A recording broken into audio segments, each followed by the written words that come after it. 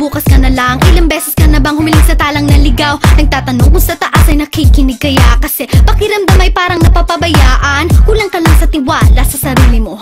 Ulit-ulitin mo, kaya ko to. At kung mahirap ay kaya mong tiisin,